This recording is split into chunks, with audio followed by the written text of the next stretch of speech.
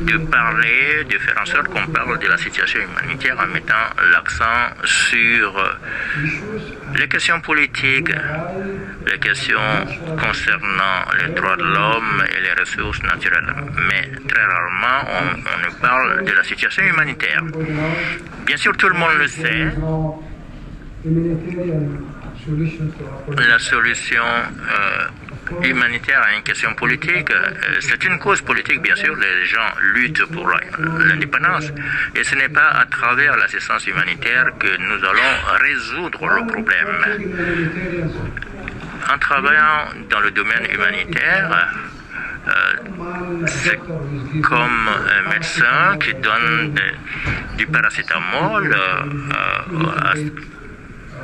à des malades pour réduire un peu la souffrance. Et comme cela a été dit à juste titre, bien que ça n'a pas encore été fait, le secrétaire général Guterres, lorsqu'il était haut commissaire aux réfugiés et qu'il s'est rendu dans les camps en 2010, il a dit « Je suis désolé. Je ne suis qu'un agent humanitaire, je ne peux que vous donner des paracétamol à ceux qui souffrent, mais pas d'antibiotiques. » Et depuis ce temps, on attend encore ces antibiotiques qui ne viennent pas. Je dois dire qu'il n'est pas normal qu'en 50 années, seuls 2 hauts commissaires se sont rendus dans les camps. La première visite au début des années 70 et la deuxième visite en 2010. Et je ne sais pas quand est-ce que la troisième visite aura lieu. Je peux dire que peut-être ça peut se comprendre. On peut peut-être on est oublié par les pays donateurs et d'autres parties prenantes, mais être oublié par l'Agence des Nations Unies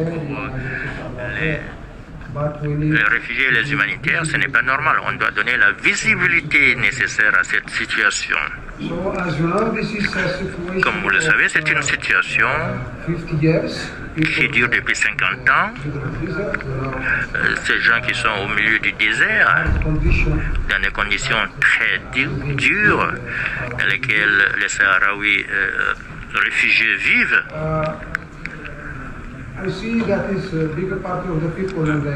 C'est une bonne partie de cette population.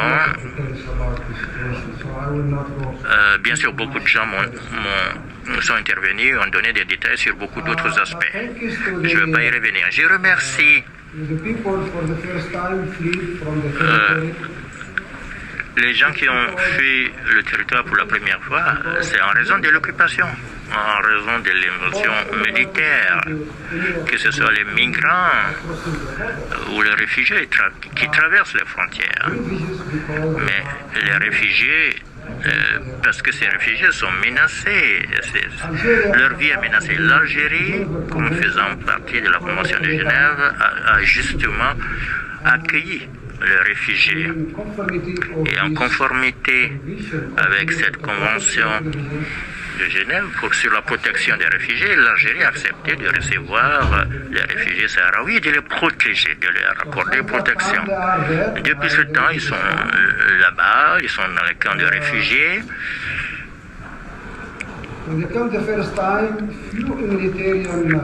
Quand ils sont venus pour la première fois, il y avait très peu d'organisations humanitaires pour les assister, pour les aider. Je dois dire que ce sont les agents des Nations Unies qui ont commencé leur programme, c'est-à-dire 10 ans après l'arrivée des réfugiés. Les ONG internationales ont commencé à travailler dans les camps un peu plus tard.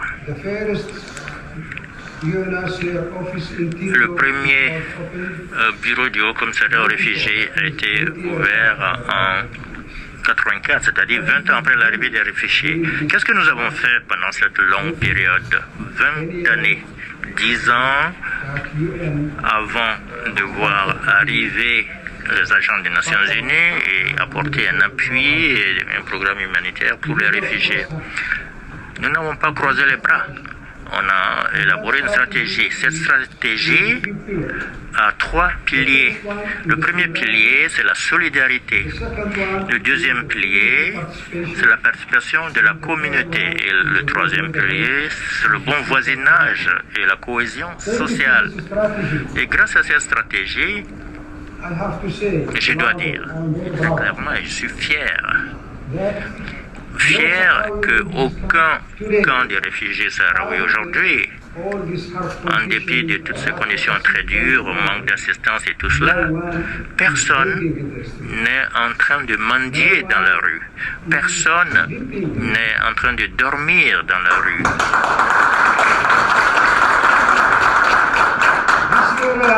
Cette année, j'étais dans 5 capitales européennes. Aujourd'hui, c'est à Genève. Et je vois beaucoup, à Bruxelles, à Paris, à Madrid, à Berlin, les gens qui sont en train de mendier dans la rue. Et c'est étonnant. Dans un camp de réfugiés, vous ne voyez pas les personnes mendier, vous ne voyez pas les personnes dormir dans la rue, et alors qu'ils n'ont pas de toit. Mais beaucoup de gens ici dans cette salle, vous pouvez confirmer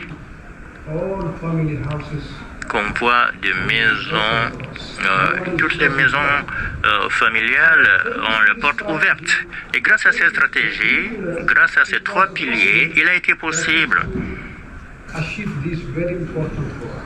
qu'on atteigne cet objectif, aucune marginalisation, et les gens sont bien protégés par eux-mêmes. Grâce à la participation communautaire, tous les services, toutes les prestations se font par les Sahraouis, et c'est incroyable.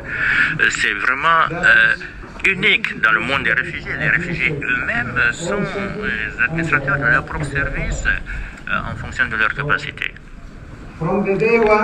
Dès le premier jour, nous nous sommes concentrés sur la qualité des ressources humaines. Et c'est incroyable, dans un camp de réfugiés, on n'a pas de problème de manque de ressources humaines. C'est très important, et en très peu de temps, on a pu réaliser cet objectif, c'est-à-dire que nous avons assez de capacités avec des personnes qualifiées, des techniciens et d'autres, et on fait que cette opération des réfugiés est moins coûteuse en termes de coûts opérationnels. Voilà notre contribution. Nous n'avons pas nos ressources naturelles, on l'a déjà démontré, expliqué ici, mais nous avons les ressources la plus durable, c'est la ressource humaine. Grâce à cette ressource humaine, il a été possible de réduire la souffrance des personnes en dépit de toutes ces conditions très dures.